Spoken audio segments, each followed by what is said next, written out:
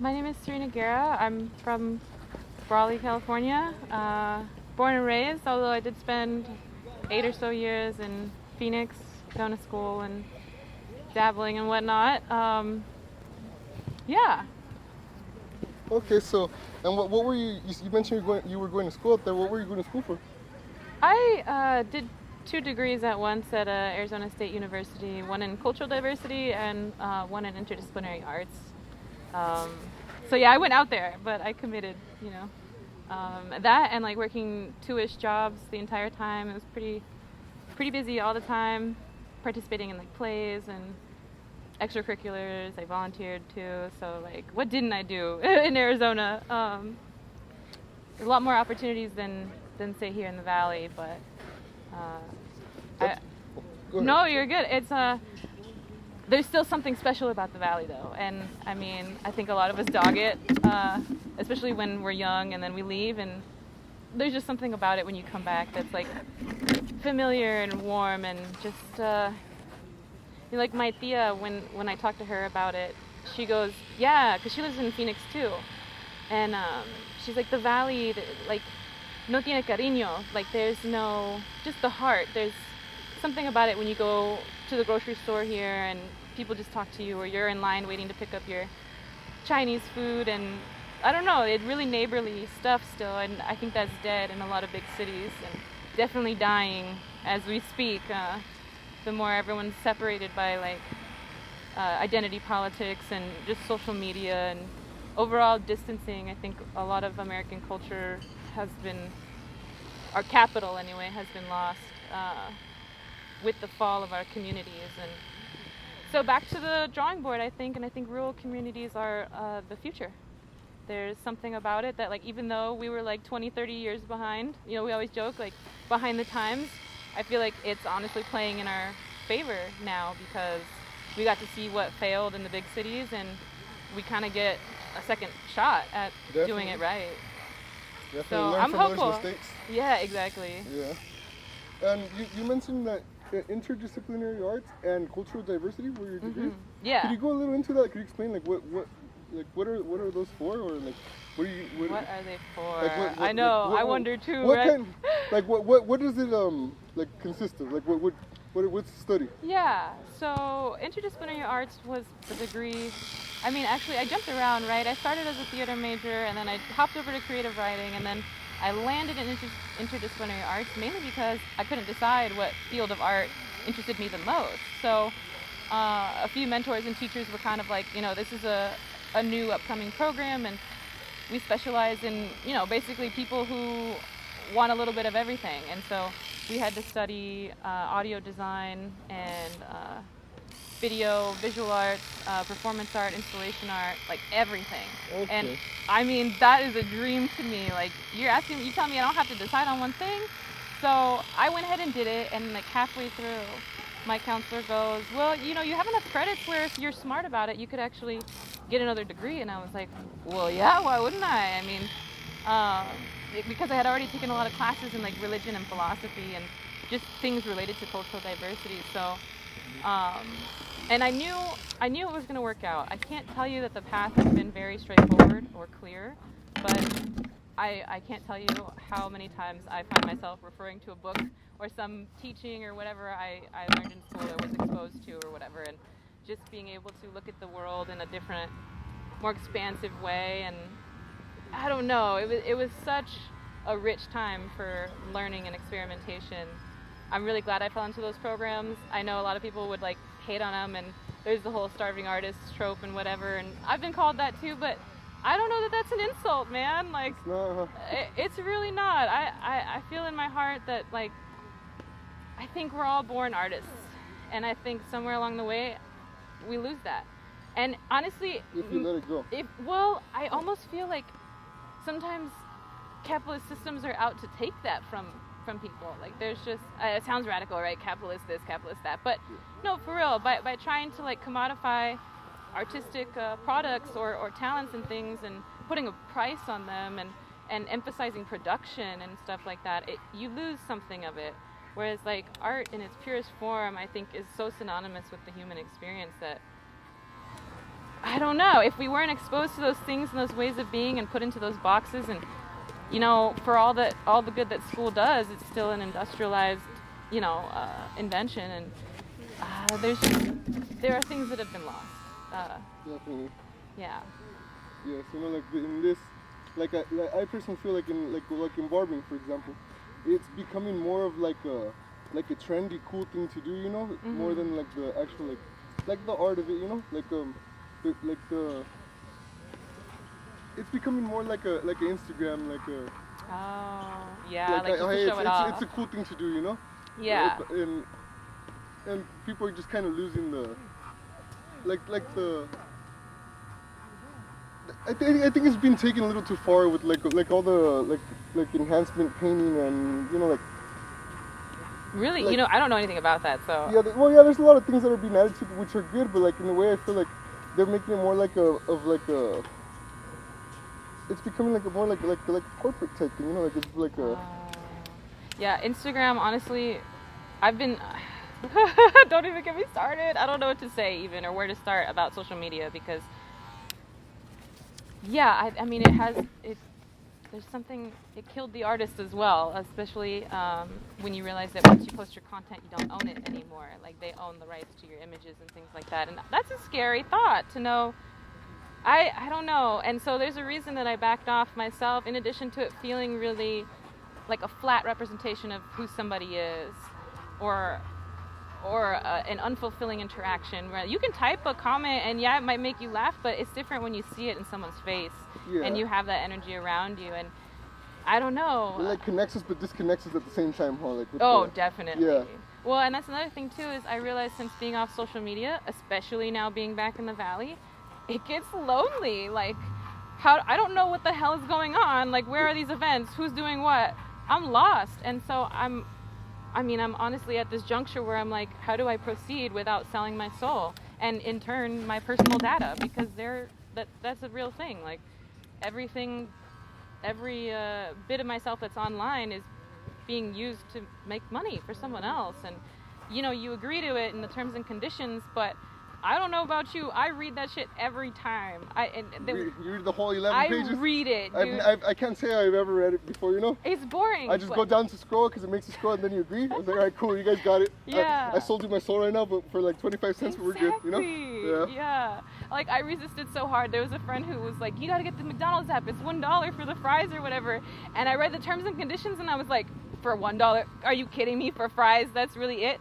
And then I broke and then I got it and it was still pretty dope, okay? But it's like, it's kind of the unavoidable, and like it really has me thinking sometimes, like, you get all these permissions on your phone, huh? So many, and like it'll say like, it'll say right there in the terms and conditions, it's listening to your audio, it's taking your pictures, searches, pictures, location, the whole, like, what do you need to know all this?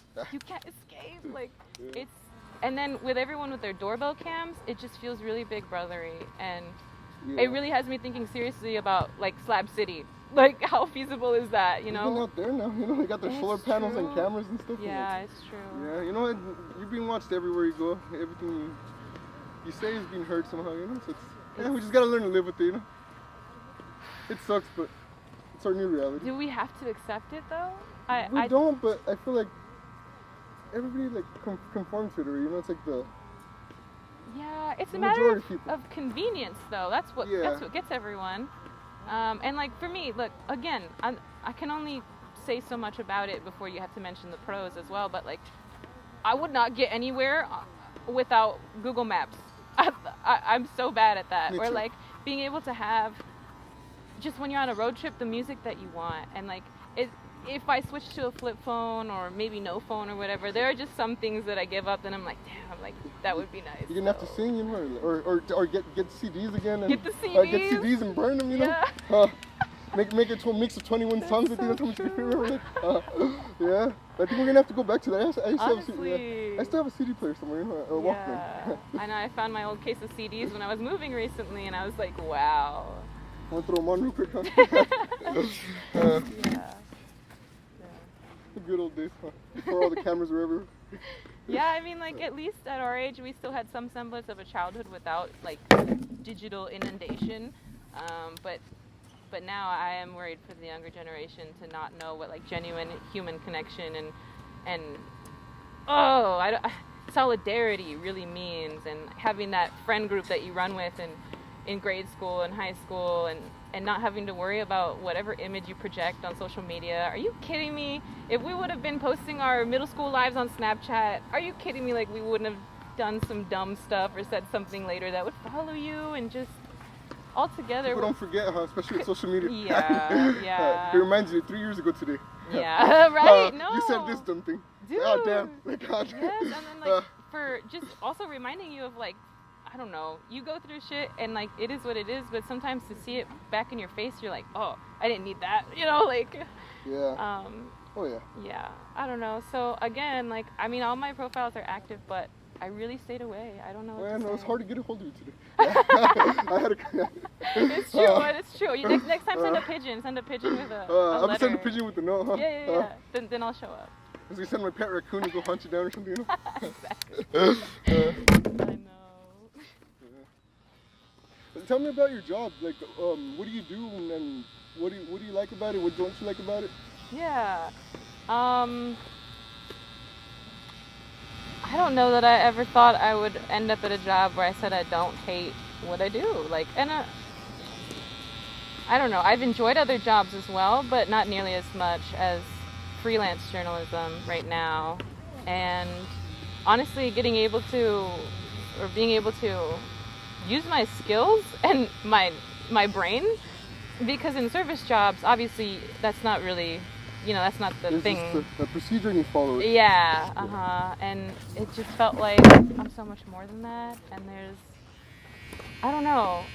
So that, and really knowing that I'm making a difference in my community, the importance of journalism, especially right now, the importance of the truth being told by people you know in your community and not some outside corporation or entity or whatever with something to gain. Knowing that, like, your journalist lives here, like in town, you can, send a mail pigeon over and get them. It's like they grew up here in town with us, Yeah, I mean, it's something different, especially when you realize how much social media has separated us from like being able to tell what's real anymore. But when you see my name on an article or whoever's name, whatever it is that you subscribe to, that's what you're banking on, and hopefully it's somebody who's been able to like stick to the ethics and take those hits, because of course the industry, you can take shortcuts and you can do things behind people's backs, but that will only bring you down. It will only bring you down. And so when you stay away from that, I think you're more valuable to your community in that way, and what you say holds more power. And honestly, when people love the people that tell their stories, I think it's like a symbiotic relationship where like I benefit from you and you benefit from me, and in the end, like, we all want better for our communities. And so anyway, it's really important, and I didn't go to school for it. I kind of just fell into it, and I don't think I would go back. I don't know that it can be, I mean, maybe, I'm still pretty new at it, but I don't know if it could be my main job. Like, I feel like I have to throw some other things in there. What else would you like to throw in there? Like, what would you like your main job to be eventually? I want to work for myself. And when you look at the things that I studied in college too, you're like, how the hell does that even fit? But I really enjoy bringing people together to share art, because I feel like in a politically divided, socially disconnected world, art is something that is not only like cathartic for you on a personal level, but it makes you, it's just being vulnerable with the people around you. You share your story, they get where you're coming from, whereas like you might not understand why somebody went to jail or had to do this or that in their life, or why they went through addictions or divorce or whatever have you. All the hard things in life, when you listen to somebody's story in full, or you see it expressed to you in a really open way, it just changes. They become so much more than Republican, Democrat, whatever. Yeah. Whatever. The person's not their action. They become so much more than much more than that. Than what they've been through. The whole story, yeah. Yeah. So eventually, I would like to have a venue, like a real I wanted to use the house here on the east side. You know, I had told you before that Yeah. this is where I grew up, and the energy is just really good on this side of town. I don't know what to tell you. It's like Brawley's in the center of the county, and in the center of Brawley is, you know, this park, this area, this working class, like Chicano. This is very much the valley. It's very emblematic of all the things, the places that we've been, and honestly, if we're looking at it the right way, the places that we could go. Yeah. Sorry, I lost your question. It's okay. And like, you chose this spot. We're at Hinojosa Park. You told me because what does the water tower mean to you? Yeah. Okay. So it sounds pretty set, but I think if the community makes enough noise, we can stop it from happening. But there's talk about removing the water tower here, and honestly, that's so sad because it's a placemaker. It is something that, I don't know, it's sentimental, especially after a lot of the other landmarks have been either damaged, destroyed, taken down, whatever have you, replaced. Arsonists, yeah. I mean, we're losing our culture and like the things, especially on the east side too, because the west side, they have cattle call and all that other stuff. And I think this is, Hinojosa is the east side's cattle call. And it's one of those things that if you look at it one way, okay, I guess it's an old dilapidated water tower. And sure, I get that government officials are saying it could be a health and safety hazard, but I think they're missing out on the value that it could bring, socially and economically, to the valley, and especially Brawley, and especially the east side of Brawley, the brown side of Brawley. I think it should be painted. I think it should be colorful. I think it should remind us again of when it was established. Honestly, I think it was 35, and it's something that you can see from the 111 and all parts of the valley from far away, and it's kind of like, I don't know, like a homing beacon where it's just like, yeah, that's like, I know I'm going the right way. And historically, humans have used, landmarks, placemakers to, direct them and guide them, and I think it's no different. I think it symbolizes a gathering place, and there's no reason we couldn't do, think Saturday morning, farmers markets right here in the park, or somebody on Friday nights teaching Zumba, doing Zumba classes, or bringing people outside of the house and away from their screens for just a minute, just to touch the grass for a second and remember that there's so much more than the digital world that we've constructed around us.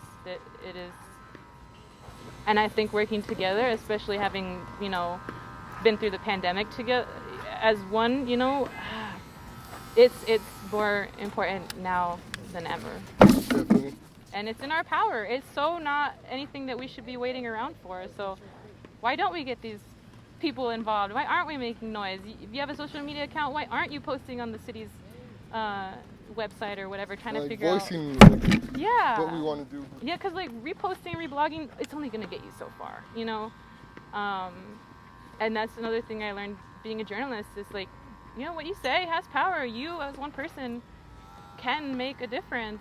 And it sounds cliche, I get it, especially in a jaded world where you do feel like maybe your vote is lost or this or that, but I think if those things didn't matter, there wouldn't be so many entities trying to prevent you from getting involved. There wouldn't be such a stock in the distraction economy and all these things that just we use entertainment to take away from that, because in the end it makes us cope with other things, whatever that means.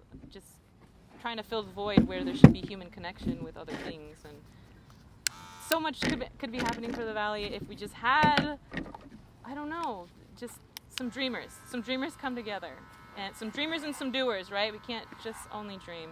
Yeah. But I think there's a lot of hope in our generation, and it's, I don't know, it should be leveraged as much as possible. Yeah, definitely. The dream's only a dream until you take action, Yeah. Well, and it can host other people, especially seeing all the creative people around here and knowing that they have nowhere to sell their stuff or display or even just network amongst each other. If there was something regular, it would just help so many people in one fell swoop. The value. Again, the value. Shouldn't be overlooked. The handball court, like, you don't understand. When I look at this neighborhood, I see so much color. I see where it could look like, in San Diego, like Barrio Logan, like that. Why don't we have a little hole-in-the-wall, like, restaurant that doubles as, like, a venue that doubles as this or that, and, like, just the community being out and enjoying themselves and not just being about work culture, because that is really heavily emphasized here. Like I feel like the valley is like way too focused, which is not a bad thing, on like the whole agriculture and like work and just like all that. Just work, but like that's why I liked the Brawley Creamery when it was up. It was like a spot where like they would have like their little open mic, and things like that, which I thought was real cool. Like we need more places like that. More of that, yeah.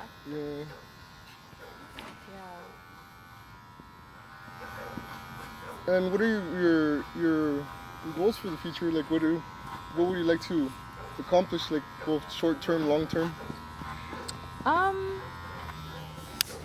That's interesting. I kind of just go with it. I mean, I have goals, but I'm kind of in a transitional period where I don't know which goals to prioritize. I have a lot of artistic things. I have financial goals. There's living situation goals. It's a whole thing, but honestly, ultimately, I want to transform this neighborhood. I'm so serious. Like, it feels like a calling. I feel like if I were to ever come back to this side of town and take over my childhood house, that we could do like live plays or like invite musicians or poets or comedians and just do the shows from the front yard or the backyard and really have that grassroots experience where people are less intimidated. It's not necessarily like going on stage somewhere. It seems more intimate. Smaller crowd, comfort of home. Yeah, and I had done something similar like that in Phoenix when I was there. We would host house shows, and the response that it just made me never want to give up on that dream ever again, because it seemed like to change people's lives, to be able to give them that platform and reintroduce them to like I had this one girl who picked up her saxophone for the first time in, however long, and she's like, thank you so much for this opportunity, because I had lost that bit of myself, and if I wouldn't have had this opportunity to come and just like chill and hang out and share my music, I don't know that I would have. And we lose those things that we used to do when we were younger, like whether it's like sports or creative endeavors. We just don't do them anymore, and they're really, really good for you. And I don't know. What do you mean you would host house shows? It was like we'd have poets, we had a comedian, some musicians, bands. They would literally set up their drum set in the backyard, and we would set up chairs, and people would come through. And I mean, at the time we were smoking, and it was just really chill. I mean, it was a no pressure environment. It was so positive. We encouraged, like, even if your shit was bad, because everyone who starts in art starts out bad, like the things you make in the beginning never live up to the dreams in your head. And I think once we normalize the failing part and we realize that like people can be really nice about feedback. Sure, you still want honest feedback, but you can still create the environment where that's like safe and accepted. And I don't know, it's kind of like a you grow, I grow situation. And so the house venue it just always, like I said, it called me. It was really natural. I enjoyed hosting for my friends and giving them a place away from home or the stresses of life. And so, like turning a house in this neighborhood into a venue and painting it to look like Salvation Mountain and like covering it in adobe and making it rainbow and just bringing, I don't know, the artistic talent that we have here, bringing it out and showing it off and drawing in, I don't know, value that way. And like eventually, right? I mean, because I've always had to be involved in healthcare and all kinds of alternative medicine, honestly, because medications don't always get the job done, or sometimes they're really hard on the body. I've had a lot of experience experimenting with like herbs and really traditional ways of healing and stuff. And I would like to also make that space like double or like triple, quadruple as like an apothecary, and like really make it a place for healing, both like emotionally, physically, spiritually, like the whole nine. And I think the community, like, that would just ripple outward, and like, it's just, I don't know, it could be something really beautiful. How do you think the community would respond? I think they'd be excited. I think, yeah, I mean, we're used to noise on the east side. Like, if you throw a party for your family and there's noise until whatever time, like, Yeah. it's kind of like, that's just part of the culture. And it's not necessarily annoying. So I don't think that there'd be too much pushback, honestly. I think it would, like, just being able to have a walkable community again. And, yeah, I don't know. Sort of turning the tables back a little bit, like bringing the best elements from the past forward and re-envisioning that for what's to come. What is your favorite form of art? Oh, man. You know, that's hard. But I guess I'm going to have to say dance, actually. Which is funny because I feel like the only people who know that about me are my friends who've been around a long time. Uh-huh.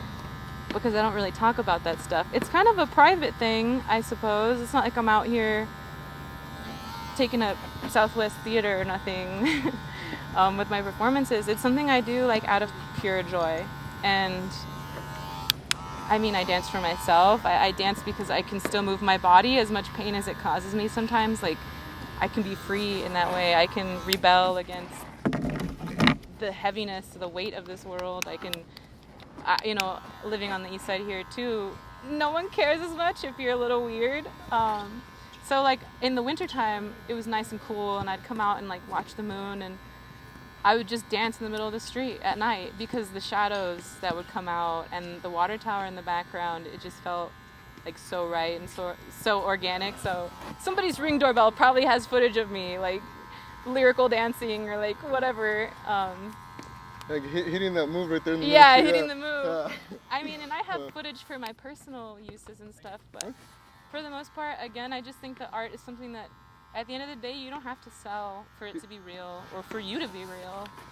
Like, do you like certain types of choreography or just basically anything? Or Yeah, I took like a year of jazz when I was a kid. I mean, and then when I moved to Arizona, I got into the swing dancing scene. I took hip hop in college. It's kind of a little of everything.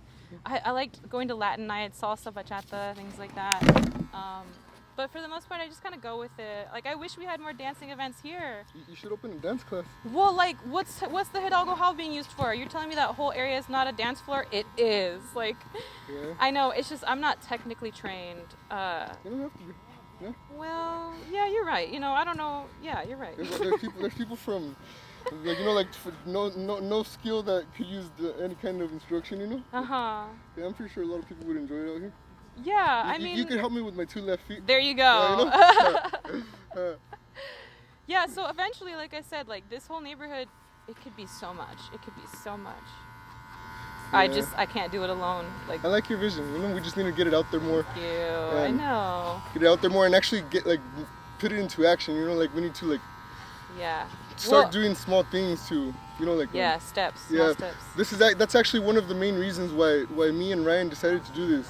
Oh, really? This podcast too. We wanted to give people a voice to be able to like reach out to different audiences or reach out in general and you know, express themselves and Yeah. let their work be known, you know, or like their art or Yes. their political opinion, anything. You know, we're open to anything, and we're supportive of the community, and we would like them, Yeah. you know, to help people like make their dreams happen. That's amazing. See, we're like technically in the same business. We're just doing it differently. So. Yeah, you know, we're both like, expressing it in our own artistic ways. Or like imagine if like say in that house that I'm talking about with the whole like adobe and the this and the that and the apothecary, like what if one of those rooms in the house, like if I put like sound foam and got a bunch of sound system and like music recording gear, you telling me that I couldn't rent that space out for people to do podcasts or to, you know, film their videos or whatever, or do photo shoots out of there? Are you kidding me? Like, one-stop shop right there. Like, turn into a recording studio or something. like I'm telling you, all in one. Like, it can be done, and it can be such a tight community. Like, it would just be so fun. I think get everyone's mind off of the way the world is, because it's not chill. Nacho. But I feel like the pandemic really brought out like the artistic in a lot of people, you know, and like that sense of like kind of togetherness. Like I feel like Yeah. it made people like more. Like it brought people together. Like people help each other out more now, and like it kind of like They do. yeah, you know, like. But, and well, I wonder though what the perspective would be of, again, someone from the city, because I feel like that's almost a phenomenon you only notice in smaller communities. Because in the cities, it feels like they gave up on each other, to be honest. After the pandemic, it was kind of like, fuck you, you're on your own, like, shit's too hard and I don't know you, so I'm out for myself, is honestly the way it feels or felt when I last was there. And there's just less emotional ties to it, where again it's like if we save these placemakers and the people who mean the most to the community, like that is what is going to keep us together for the next crisis, because it's coming. It's not just going to be like, oh, that's it, we're all good. Like I think the time in history that we were born, we enjoyed relatively stable, there wasn't a whole lot of like, especially being fought here on home turf, like wars and things, or like being uprooted. It was a quieter time in history. I mean, I suppose that's debatable, but in terms of like no famine, like electrical grid failures, any kind of like food shortages, we didn't go through that. But like historically speaking, that's a massive part of what our ancestors have been through and lived through. And to think that we're immune because we're all technologically advanced, no. If anything, I think we're more at risk than ever because we've come to rely on these things. Yeah, we rely on it so much that we'll suffer more without it. Exactly. Yeah. Like, okay, and here's another idea. See, like 6 ideas for this one house. In the backyard, community garden. I want to be able to make sure that the community can eat. You know, this is a farming town, but we ship a lot of it out, and there's no reason to, especially knowing that like our local restaurants don't even get local produce most of the time. It's kind of dumb, but also putting the knowledge back in people's hands and that power and connecting with something that is in our heritage. You know, a lot of, my dad was a field worker, his dad was a field worker. So many of our family members were field workers, and that connection to the earth, it's so there. It's there. It's in your DNA. Your hands in the dirt. Something about it is. I mean, I don't even know how to express it, but yeah, it's such a big part of the culture, and if we lose it, I think it's such a sad thing to say. Also, I almost forgot to ask you how about your family photography studio. Tell me about that. How did that come to be? My mom owns Monarch Iconography Studio in Brawley, right there on Main Street, and that's her new location because she did used to be a small suite behind the beauty school, and then before that, she was doing it out of one of the homes from my youth. She started in the kitchen, dining room there, and she like built a backdrop and started taking clients and stuff. And she had always taken photos of us as kids, but then she realized, well, hey, like maybe I could do this and turn a profit. And I think it means a lot to her too, on an emotional level, because she sees it as capturing history. And honestly, the amount of times that people have come back after like somebody passes away or whatever have you, and they're like, hey, like I want to buy another photo of this, or do you have this in your archives or whatever, knowing that the senior pictures that we take are going to be looked at for generations, or wedding photos and stuff like that. Like it is such an important, it's just, I get it. So she really turned it into something else, honestly, especially she didn't have any like formal business training or anything. She kind of just like gung-ho made it happen, She's kind of superwoman, and I got to see that, being her daughter as well. But I mean, she's done really well for herself, and it's a really cool updated warehouse, and she's got plans for that too. But yeah, I mean, it's family business.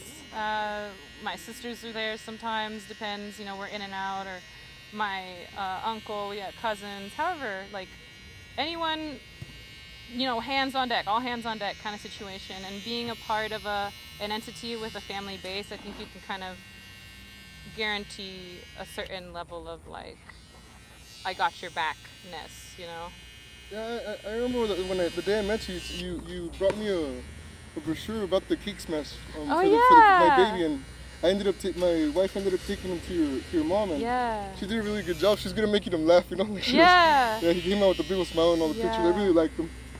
Yeah, no, it's good stuff. I mean, like, I resisted it for a long time. I was like, photography. Also because I don't know that, like, the forms of art I enjoy are the ones where there's, like, a device in my hand. Like, I think it kind of takes you out of the moment in a certain way. I mean, framing that stuff and visually and aesthetically, all the stuff that goes into it is really cool, but there's something in me that rejects that too. And having a photo of a moment, I mean, and not having a photo of a moment, it depends. Like, there are just some things best experienced without that interruption. So I was kind of like, no, I'll never get into that. I won't really do that. And, you know, it followed me, right? Because it's in the family, and naturally, I think I see the same things. Do you enjoy it a lot now? Yeah, I do.